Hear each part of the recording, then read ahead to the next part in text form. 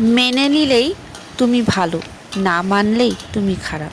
মুখ বুজে সহায় করবে তুমি ভদ্র, নম্র। কিন্তু যখনই মুখের উপর জবাব দিয়ে দেবে, তখনই তুমি সকলের কাছে বেয়াদব হয়ে যাবে।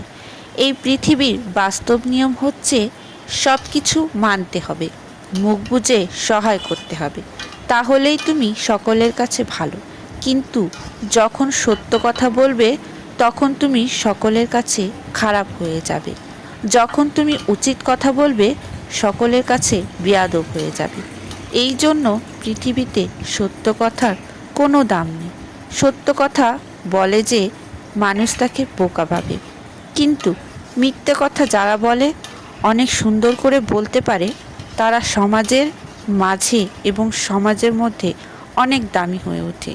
আসলে এই পৃথিবীতে সত্য কথার সত্যি কোনো দাম নেই।